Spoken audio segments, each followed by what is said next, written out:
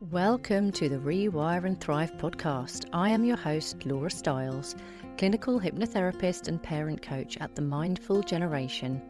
You're in the right place if you're ready to transform your mind, break cycles, and reclaim your power for a life of purpose and freedom. Let's dive in. Hello everyone, how are you all? I hope all is well.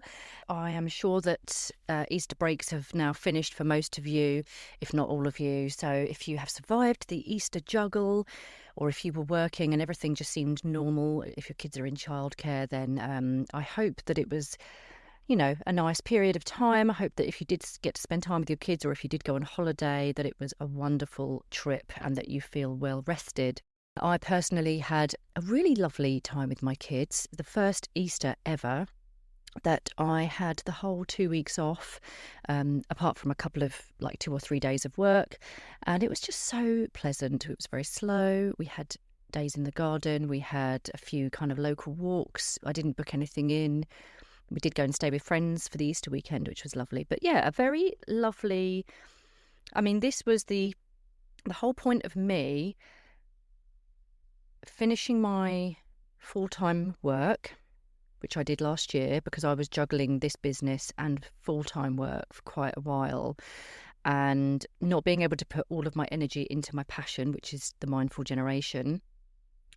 It was really hard juggling the two, and for me to be able to enjoy a break like Easter or Christmas or any of those holidays with my children and being more present with them was it's one of the big reasons why I wanted to set up the business, for my own flexibility and for my own sanity, and to have that time with my children, because I spent a lot of the early years very stressed and in the cycle of stress, the kind of burnout cycle, and just not knowing how to relax as well. I'd got addicted to that stress cycle and being in fight or flight all the time, like a lot of mums are. And for me, on reflection, to have that Easter break and knowing that I felt safe within my nervous system and my body to be slow and to have mornings in the garden with a coffee without feeling like I needed to grab my phone or my laptop.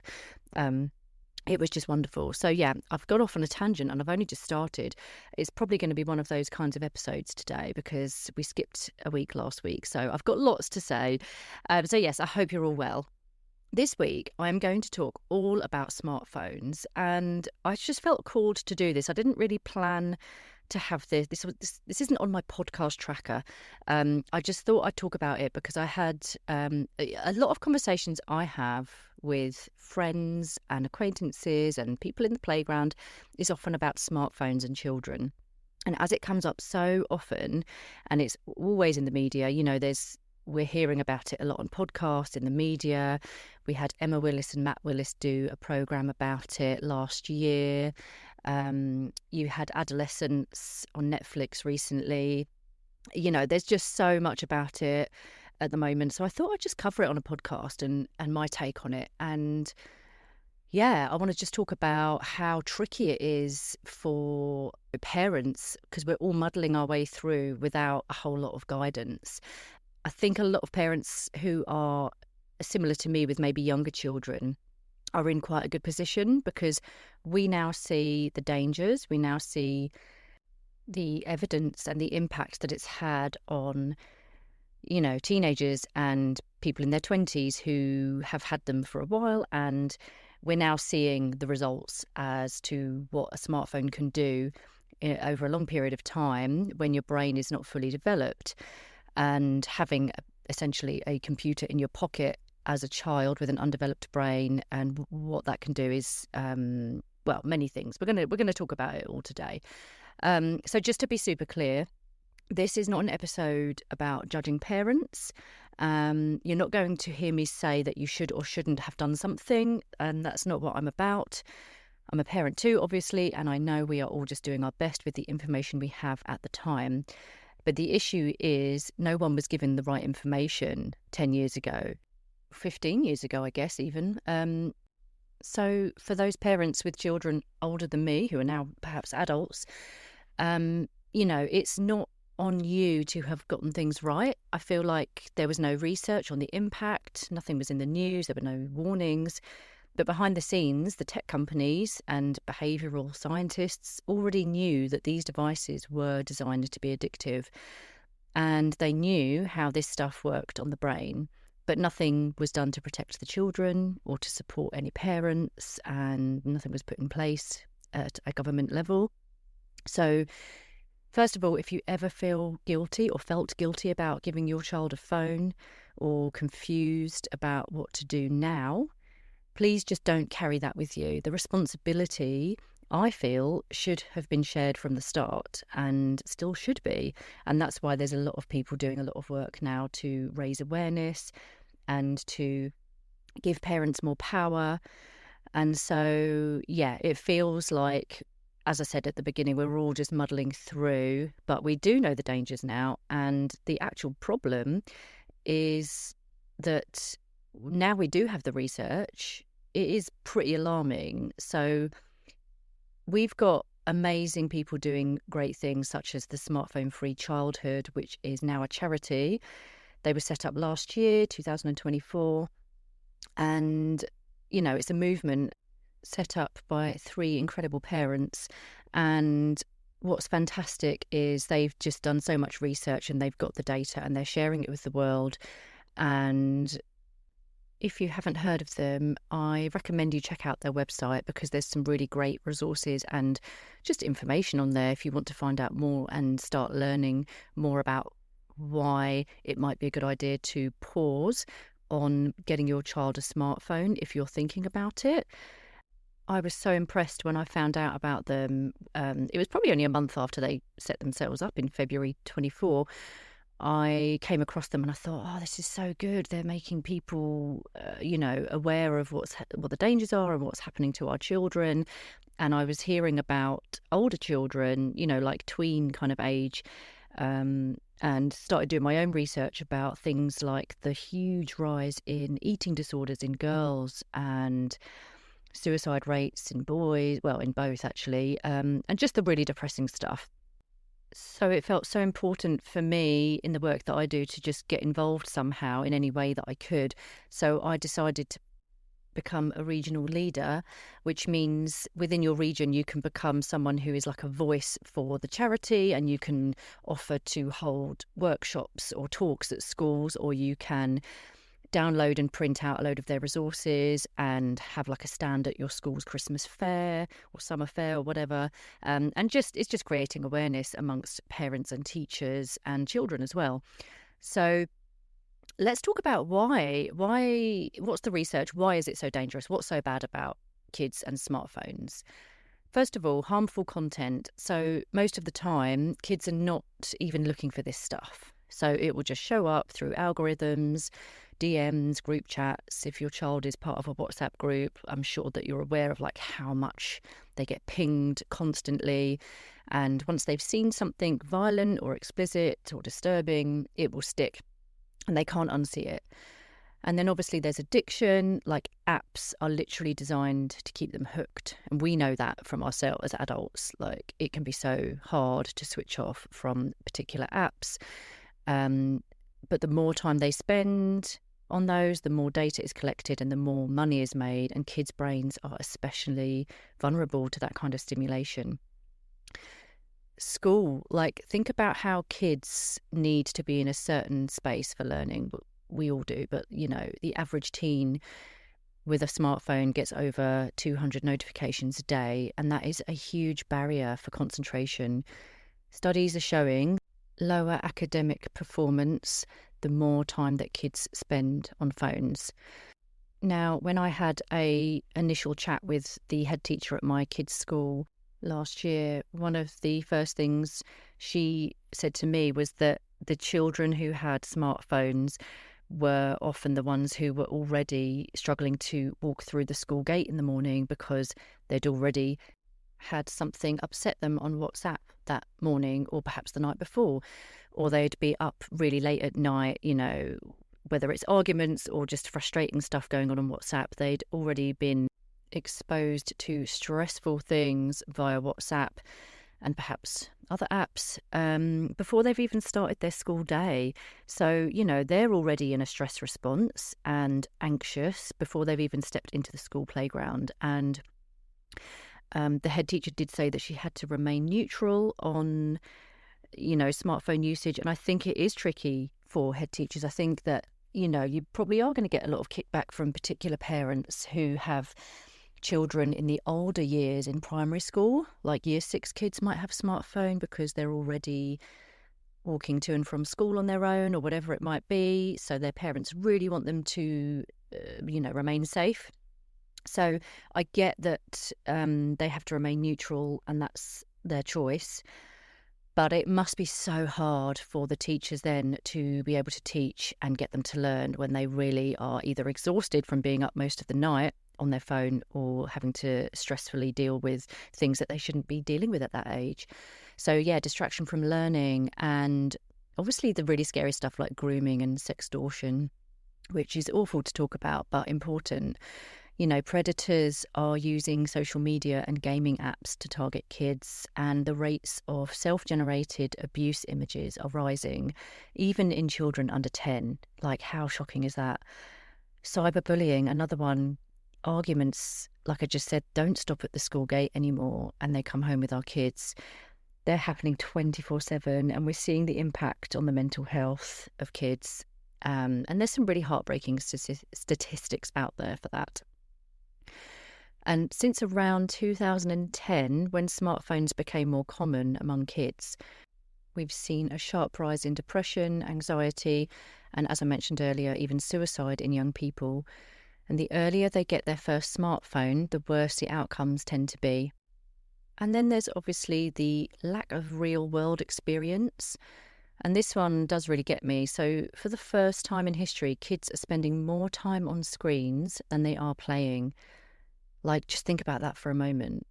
Kids learn through play. Kids learn so much, like social skills and sensory skills and all sorts of amazing things are developed through play. And they're missing out on all of that kind of experience that helps us to learn how to be humans in the world. And the average teen now spends about 35 hours a week on their phone. So it's like a full-time job. Isn't that crazy? So when we give our kids access to the whole world through a device in their pocket, we also give the whole world access to them. And I do want to just reiterate that it's not being about anti-tech. I'm not anti-tech and I'm not against screens. My kids watch a bit of the iPad. We have an iPad that is for the entire family, and my eldest son might play his Nintendo Switch after school sometimes. We have a limit of 30 minutes. I always set an alarm because that works really well for them. It's like a really good boundary that they know when they hear that, screens go off. And I feel like that's totally fine. They need their downtime too when they've had a busy day at school. And also, I'm on a screen for most of my working day too. Like, this is the modern world. I'm not against screens, and I do think they serve a purpose. I think that you can learn to problem solve when you're gaming on screens. We don't have internet on any of our games, but I do think that giving a young child a device that's designed for an adult brain, that's filled with unfiltered access to the internet without real limits, we just need to pause and really consider what we're doing when we hand that over. So what are the alternatives? Let's think about what can, there's going to be a time where your child, and I know my children are going to need to do the school run without me. They're going to be going to secondary school and they want to be connected and they want to know that they're safe if they do ever want to call me for anything. There are alternatives out there. So let's just talk about those. So there is a phone called The Phone. I think it's a French device.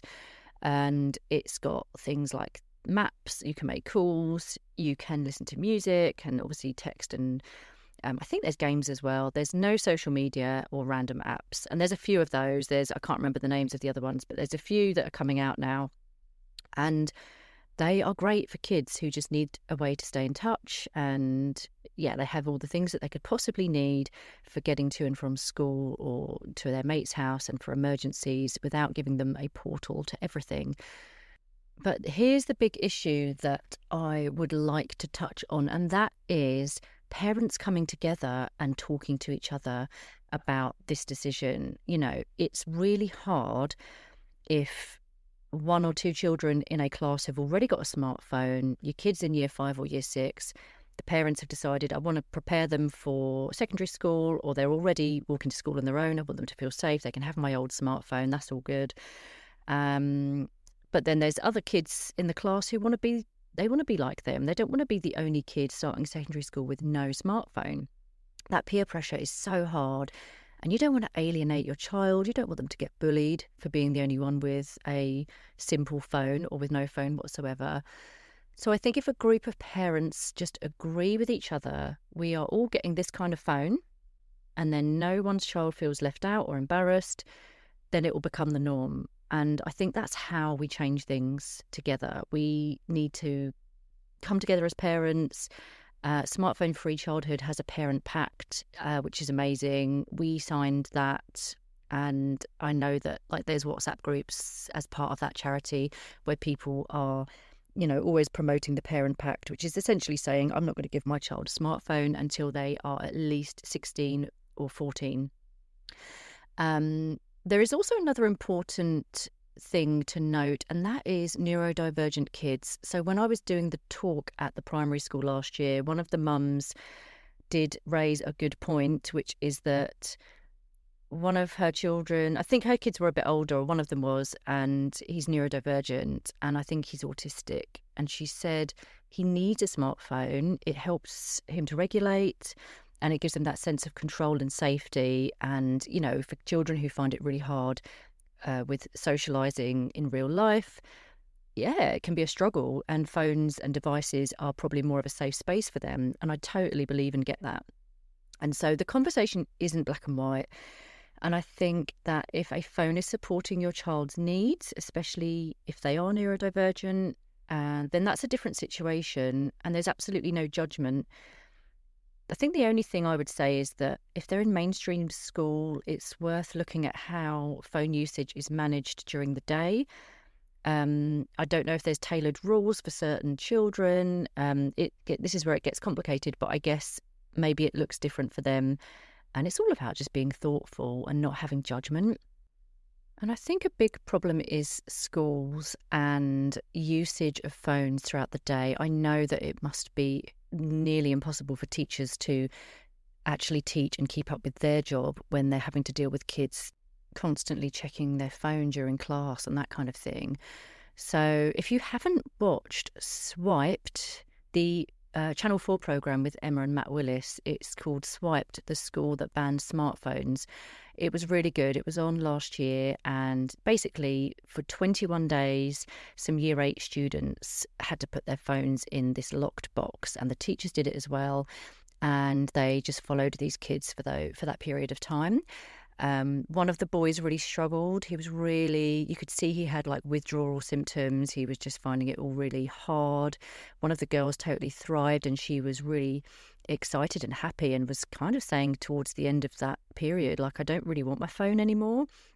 And I think most of them really did so well with it. And I believe they probably would have reduced their usage afterwards, or perhaps they just got their phones back and everything was the same as it was before. I'm not sure, but yeah, it's an interesting one. And also, there was a Safer Phones bill, which was a government, one of the MPs, I think it was a Labour MP, Josh McAllister, if my memory serves correct, he was advocating for legislation to address the impacts of smartphone use on children and young people. And the Safer Phones bill was proposing measures like raising the digital age of consent to 16 and then potentially banning smartphones in schools.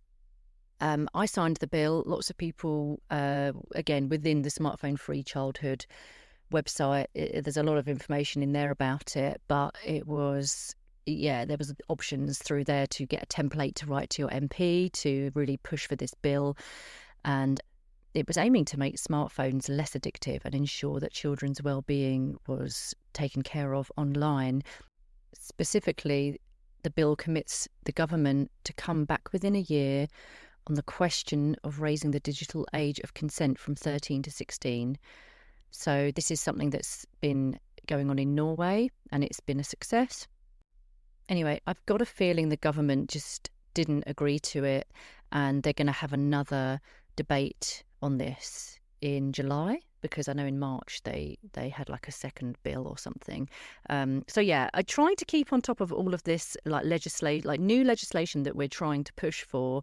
The government's not doing enough, but it's I'm making it a priority to try and keep on top of this kind of news, because I really do believe that we've got to do something about phone usage in schools. I know that there's some counties that have banned smartphones in all of its schools, and that's Barnet, which is, well, it's a borough actually, it's a London borough. And then St Albans in Hertfordshire is attempting to become the first UK city to go smartphone free for all children under 14. And so obviously we're hoping for a bit of a domino effect there.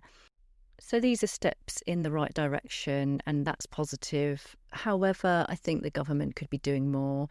And I think it's really hard for parents to make the right decisions, particularly if they do have children who they already gave a smartphone to, and now they're wanting to change their mind. And I think that must be such a hard position to be in. And I know it's so easy to say, you're the parent, you come up with the rules, you can say no. But I think the really tricky bit is the fact that their friends already have their phones and they've already built up connections across apps and things on those phones. So I think parents need to just come together where they can. And there's not much more I really want to say. I don't want to bore you guys, but I just think it's a very interesting conversation to be having. And I'd love to hear from you, actually, if your child has a smartphone and you really regret that decision, or maybe if you've had an incident with your child and their phone, or know of something that was just super scary for you as a family relating to smartphone usage. I'd love to hear your stories. I'm mostly on Instagram if you do want to get in touch. Everything's confidential, but it would be really great to just have these conversations, I think, so that people feel less alone, and to also release any shame about any of this. If you think, oh God, I just wish that they weren't on their phone all the time, I wish that I never gave them that phone, there's no shame. We, as I said at the beginning, are just doing the best we can with what we've got. So yeah, that's where I stand, and I hope that this conversation was helpful. I hope that I didn't waffle on too much about boring stuff. But yeah, I'm not here to tell anyone what to do. I do think we need more honest conversations though. And let's support each other in making conscious decisions. It's hard doing this alone and trying to come up with big decisions like this on your own if you're feeling torn with something. So let's support each other. I wasn't going to make this segue, but I just thought, as I'm talking about support, I do have my private Facebook group, The Village, which is a group of mums who are literally just pottering through motherhood. Pottering is definitely the wrong word. Juggling motherhood and needing that sense of community and support, or just bouncing off ideas about, I don't know, weekly meal inspiration for family dinners and that kind of thing. It's literally just full of ideas, support, community, love, compassion. And yeah, if anyone wants to jump in there and talk about predicaments or challenges they're having with smartphones and their children, then hop on in. It's a very safe space. And before I go, I just want to let you know that my Morning Mastery Toolkit is now on sale for the early bird price of £33 at the time of recording this. And you might be thinking, what the heck are you talking about? What the hell is a Morning Mastery Toolkit? Well, it is something that I've created that is essentially a bundle. There's a hypnosis audio track for mum. So if you have stressful mornings where everyone ends up shouting, or you're having to bribe your children to get them out of the house and they're throwing their breakfast around, they won't get their shoes on, they won't get their socks on, there's meltdowns happening all over the shop, and you just want to have a peaceful, calm morning, which is possibly injected with a bit of fun sometimes, then this is for you, because the hypnosis for mum is all about regulating your nervous system and knowing how to deal with tantrums and meltdowns with ease, and resetting your fight-flight response so that you know what to do, and essentially rewiring your neural pathways to change your trigger response so that you can lean into the calm and the ease. And I'm not saying that you may not react ever again. It's essentially just getting you to a safer space where you are no longer in that pattern and that loop of just reacting with a shout to your child's particular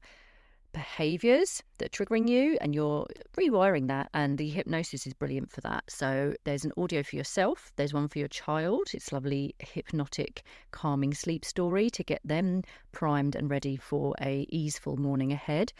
There's an EFT tapping video for mum, and there is also a biohack guide which explains all about what is going on and why mornings feel so hard and why the stress seems never ending, and then why you're feeling the guilt after you may have lost it with your kids. So on your way to work, and maybe perhaps during your work day, you're feeling nudges of guilt throughout the day. So it's releasing that. There's a lot of suggestions about that in the hypnosis as well. So yeah, biohack guide. And there's something else in there as well. It's pretty good. Like, I try and test this stuff on my kids, and I don't put anything out there that doesn't work. So yeah, it's essentially turning stressful shit mornings into lovely, easeful and fun mornings.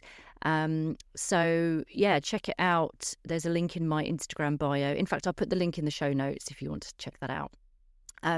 Thank you for listening today. I hope you enjoyed this episode, and please share it with a friend if it resonated.